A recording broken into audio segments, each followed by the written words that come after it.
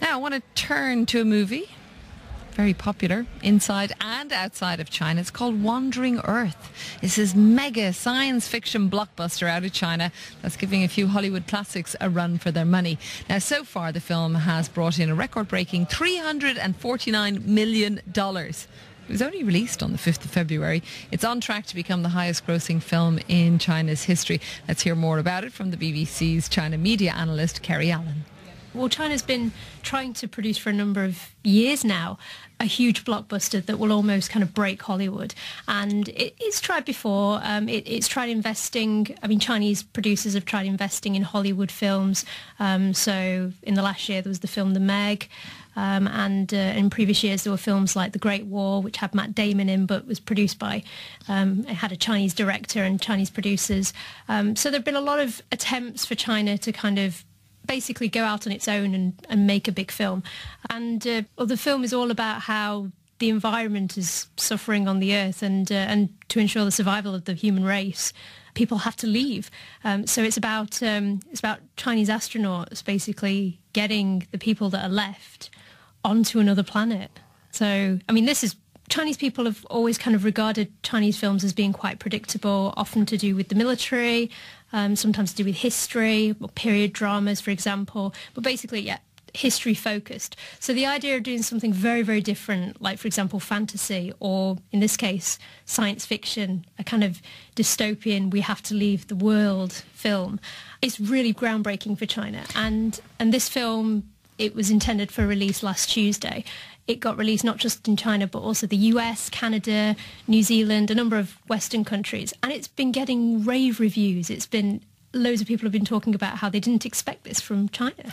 So I watched just the trailer, and I suppose I'd describe it in a couple of minutes that I saw, something like Armageddon, right? Like lots of explosions and space and people and thriller and, time is going to run out, etc. But what I found really interesting, taking a look at the director, he talked about that they're so familiar with American blockbuster sci-fi movies, but that's based on American culture, and that this one instead will be based on Chinese ideologies, for example, as well. Oh, absolutely. And China's been increasingly making voyages into space. It's been talking about its space breakthroughs. I mean, not too long ago, there was China growing a plant on the dark side of the moon. I mean, this was huge for science, and that was reality. And that was reality, exactly. And Chinese people have been saying that this film shows that, I mean, Chinese people love space movies, they love Hollywood films, and they've seen films like Armageddon, and for them, it's been the idea that, the protagonists are largely white Americans. For them, this is a film that's getting the attention of foreigners, and it's showing that Chinese people can also be protagonists. They can also be astronauts, and they can be in these big movies. And they're saying that this has huge implications, not just for Hollywood, but also for the space industry and other industries as well. Because the more films that China will make, it will tap into these areas where there's been traditional ideas about a protagonist or, a key role in a specific genre.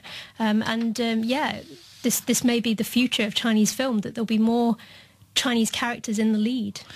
So the question is, in one article, whether whatever The Wandering Earth earns in China will be more or less than whatever Avengers Endgame or Star Wars latest episode will earn in North America, because the figures are so big. But I'm just wondering with this one, when it comes to the States, will it be dubbed?